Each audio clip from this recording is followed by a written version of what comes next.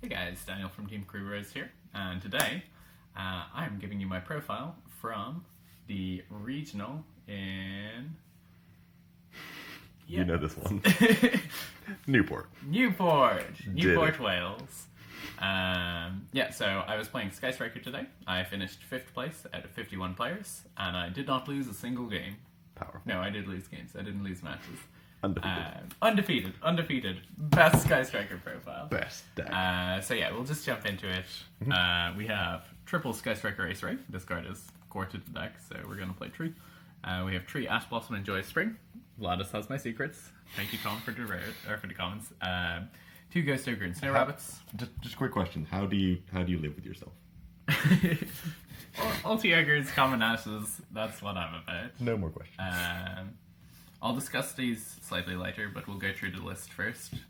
So, triple Engage, triple Area 0, triple Widow Anchor, double Multi-Roll, and then for the ones, Shark Cannon, Jamming Waves, Afterburners, Drones, Eagle Booster, and the controversial Hercules Base.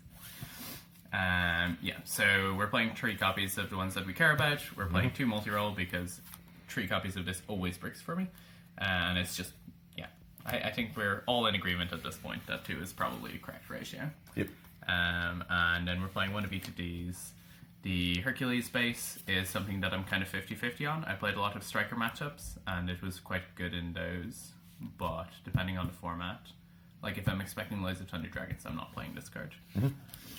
And then finally, our other cards. We have Triple Twin Twisters. This card's amazing. Yep. Standby Face, Clear Their Azathoth. Triple Foolish Burial Goods. This card's insanely good when it's good. Sometimes it just doesn't do anything, but it's fine. 2 Terraforming, 2 Cult by the Grave, 1 Metal Phase Fusion. Still 2 Cult by the Grave. 1 Rojo, 1 Upside Goblin, and triple Impermanence. So Metal Phase Fusion obviously is part of the Foolish Goods package. Cult by the Grave, I might be changing this soon. It didn't really do much.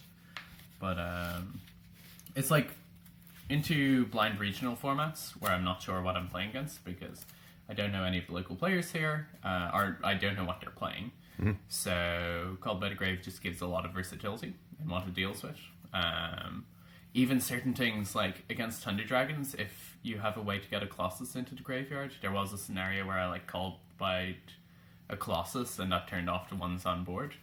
So it has random niche interactions, which I find cute, and that lets me enjoy playing it. It's just good interaction at the moment. Yeah, exactly. Overall, we're playing 41 cards in the main deck. 41? Including an upstart. You animal. We'll have the power card.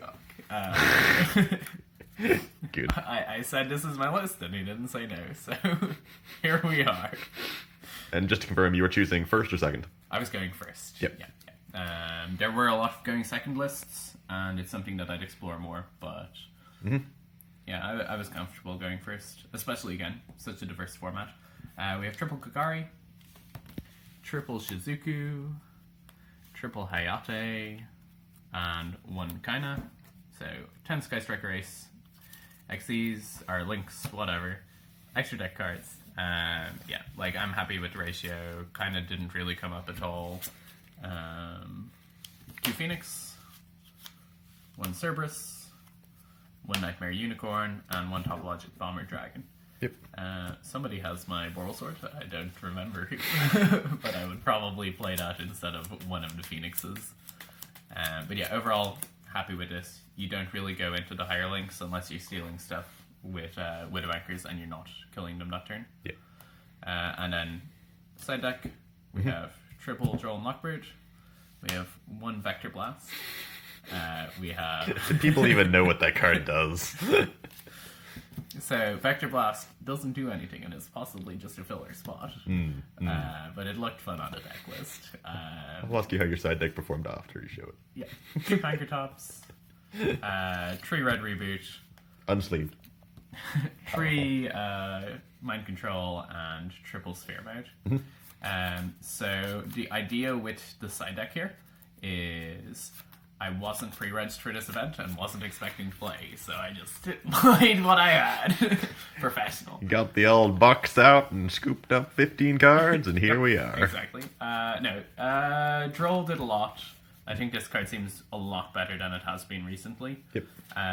It's kind of weird because when we got into London, the danger decks didn't care about Droll, and they would just kill you true Droll. And it seems like we've kind of come full circle, and now suddenly Droll is really prevalent in the format and quite impactful. So I think definitely this is a card that I will be playing going forward.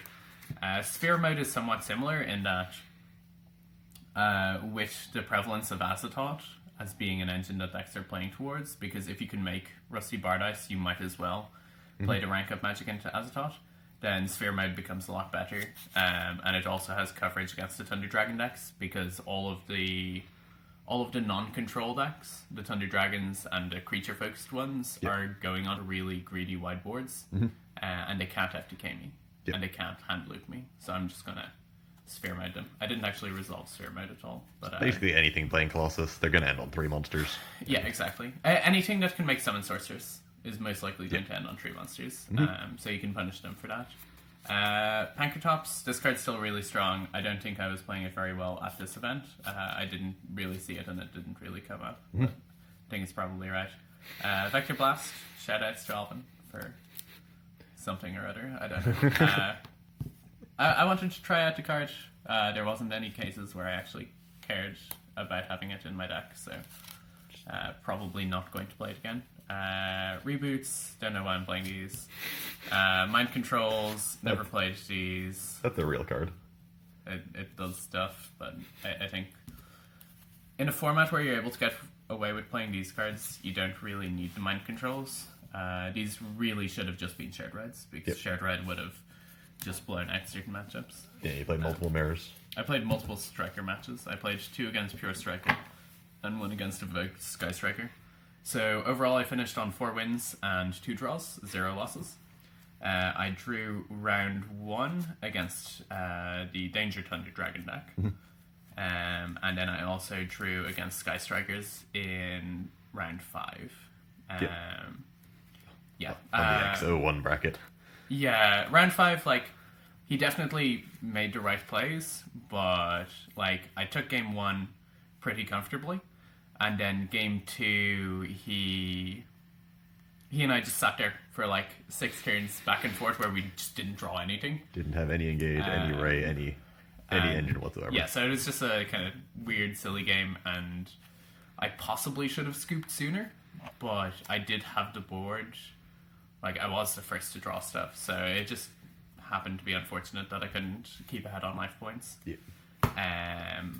But yeah, overall, I was quite happy with the deck. The matchups that I won were quite comfortable. Like, the deck's still really strong. You're afraid of things like kaijus and stuff. Yep. And you're afraid of the decks that can kind of shut you off your plays. Colossus. Yeah, basically Colossus or a kaiju. But aside from that, you have a bunch of just really strong advantage engines, and you have access to hand traps. Like, you're quite comfortable playing the lineup of hand traps, and I think hand traps are really, really strong in the current format because it's so diverse. The more diverse the format is, the more likely I'm playing these cards. Impermanence has, like, decent coverage against everything. Yep. Ash Blossom again has, like, quite good coverage against everything, and there are certain decks where you Ash key cards and they just fold. And then Ogre is similar to Ash in that regard, where there's certain decks where Ogre just isn't good. Like, but realistically, if you're playing a Striker Mirror, Ogre is insanely strong, especially if players aren't playing around it. Yep. Any multi-roll in the end phase is just game. Yeah. Ogre, and that is what happened in 1 or 2 of the matches, was just Ogreing the multi-roll, and they say, oh, well, I guess I lose then. So yeah, I think this card is really strong. In the last round, for example, I was against Pendulum, and game 2, he went first, went set 2 scales, Pendulum to make Electromite, activate effect, and I just went Ogre, and then you just scooped everything up. Like, nice. Which I don't advise doing. You should always play it out, because it's Striker. my you hand have was 4 like turns. pretty pretty ropey at best. But yeah, so I'm quite happy with the deck. I want to play about with it a bit more. Yep. I think it's interesting the fact that we can play these hand traps, and I think there's definitely ways that I can make up for the shortcomings of the deck in the current format, which weren't there back when we still had Gumblar and such in the format. Yep.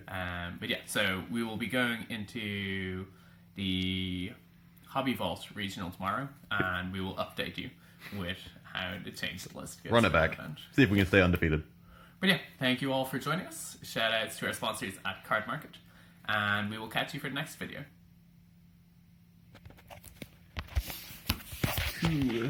Just crept into the 11th minute.